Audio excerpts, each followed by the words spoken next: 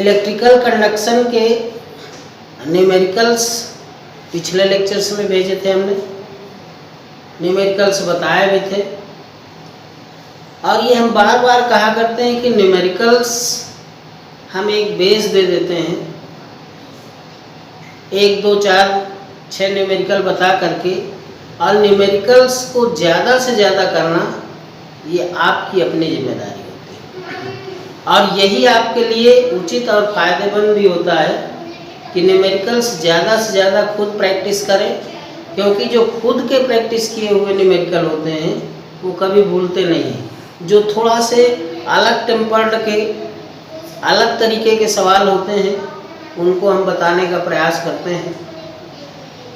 Numericals जब भी लगाएं तो जो हम इमेज भेजते हैं, फ़ोटो भेजते हैं, उसमें जो गणनाएं हैं, जो हम गणना करके भेजते हैं, हम पूरा सारा न्यूमेरिकल्स भेजते हैं आपके पास, तो जो गणनाएं हैं उन गणनाओं को आप अपनी गणना समझ करके कीजिए, आप अपनी कैलकुलेशंस कीजिए, हमारे कैलकुलेशंस की नकल ना करें, क्योंकि आप जो अपनी कैलकुलेशंस करेंगे वो कभी भूलेगी नहीं। अगर आप गणना हमारी कॉपी कर लेते हैं, नकल कर लेते हैं, तो फिर वो आपका न्यूमेरिकल बहुत अच्छे से तैयार नहीं होगा।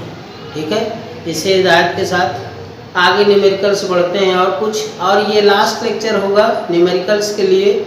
आज जो भी न्यूमेरिकल्स हमारे पास हैं वो हम आपको भेज देंगे। नेक्स्ट लेक्चर जो आएगा वो नई यूनिट के नए खंड के साथ आएगा।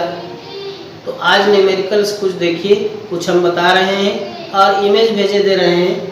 पिछले बार भी हमने बताया था जो सूत्र थे आपके, सूत्रों पर आधारित न्यूमेरिकल थे, प्रतिरोध पर थे, विशिष्ट प्रतिरोध पर थे, अपवाह वेग, धारा घनत्व, इन सब सूत्रों पर न्यूमेरिकल थे। वैद्युत धारा I NEA VD, धारा और अपवाह वेग में संबंध, J = धारा घनत्व NEVD, इस पर सवाल थे आपके बहुत ढेर सारे। Q = IP, Q = NE, इन सूत्रों पर भी न्यूमेरिकल है आपके। R प्रतिरोध = ρ L/A, इस पर भी सूत्र हैं। RA/L = ρ, इस पर भी न्यूमेरिकल लगे हैं बहुत। विशिष्ट प्रतिरोध, विशिष्ट चालकता सिग्मा, इस पर भी न्यूमेरिकल्स हैं आपके। सीरीज में जोड़े थे तो R = R1 + R2 + R3 plus and so on, 1/R = 1/R1 plus 1/R2 plus 1/R3, इन पर भी न्यूमेरिकल है।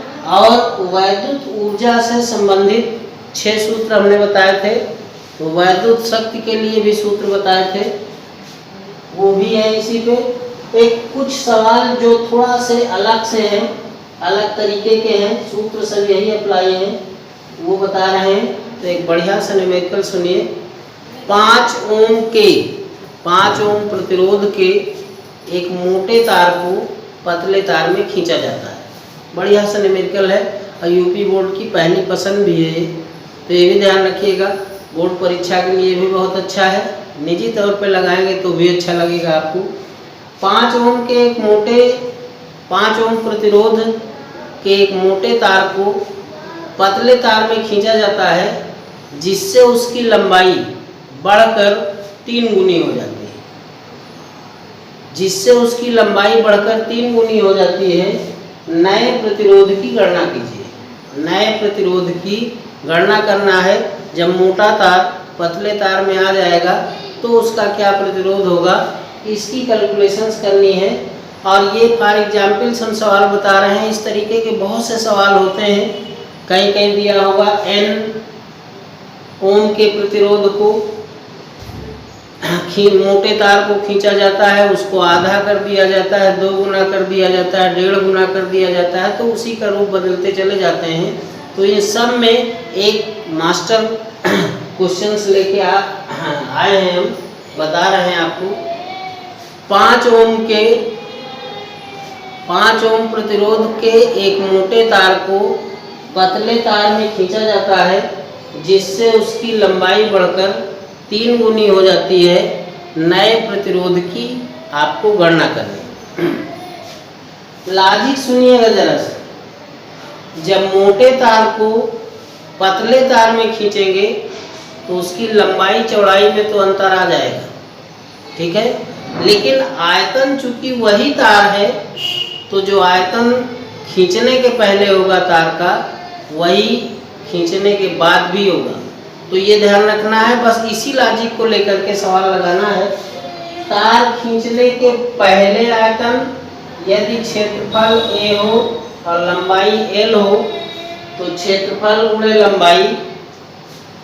तार खींचने के बाद आयतन a डैश l डैश, तो जो खींचने के पहले होगा आयतन वही खींचने के बाद होगा। या इसको लिख सकते हैं l बटे l dash equal to a dash बटे a। लॉजिक ध्यान रखिएगा, तार खींचने के पहले तार का आयतन और तार खींचने के बाद तार का आयतन।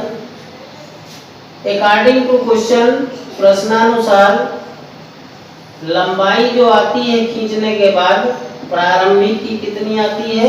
3 गुना। 3 गुना कर देते हैं।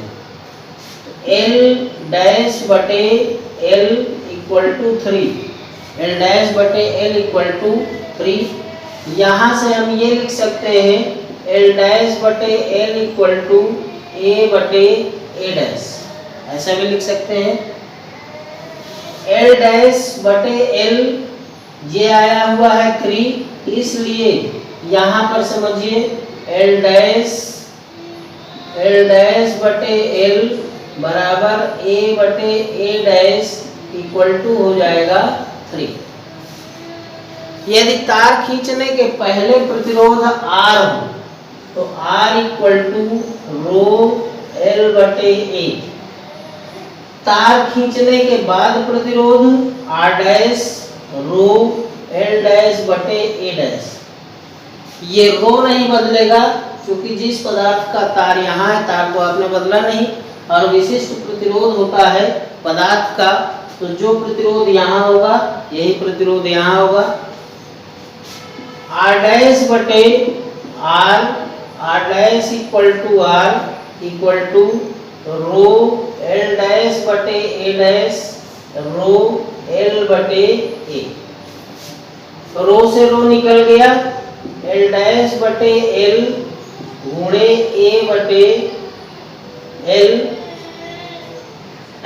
L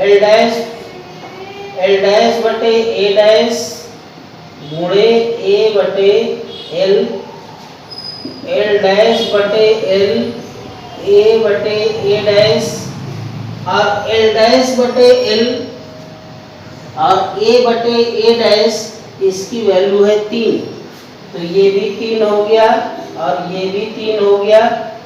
और R डैश हमको कैलकुलेट करना था और R है 5। R की वैल्यू क्या दी हुई है? 5। यहाँ से R dash equal to 9 5 multiply 45 ohm. तो यदि 5 ओम के एक मोटे तार को, 5 ओम प्रतिरोध के एक मोटे तार को एक पतले तार में खींचा जाता है, जिससे उसकी लंबाई बढ़कर 3 गुनी हो जाती है, तो नया प्रतिरोध जो आएगा उसकी वैल्यू क्या आएगी? 45 ओम। अब तार का प्रतिरोध कितना हो जाएगा? 45 ओम। फिर ध्यान दीजिए, न्यूमेरिकल्स बहुत अच्छा था आपका, और इस तरीके के आपको एक्सरसाइज में बुक्स देखेंगे तो ढेर सारे न्यूमेरिकल मिलेंगे, तो ये कीजिएगा। इस लॉजिक को मैं फिर एक बार बता दे रहा हूँ कि जिस तर्क पे सवाल लगा हुआ है उसको जरूर विशेष ध्यान दीजिएगा। तार खींचने के पहले जो आयतन होगा तार का, वही तार खींचने के बाद भी आयतन होगा। तो चूंकि क्षेत्रफल में 2 भुजाएं होती हैं, एक भुजा ये है, तो तीनों भुजाओं का गुणा कर दिया तो क्या आ गया? आयतन। ये तार खींचने के पहले आयतन है और ये तार खींचने के बाद आयतन है। इसी लॉजिक को लेकर के आगे बढ़ना है। आपका न्यूमेरिकल्स बहुत अच्छे से सॉल्व हो जाएगा। बहुत अच्छा न्यूमेरिकल है, सॉल्यूशंस भी बहुत अच्छा आता है।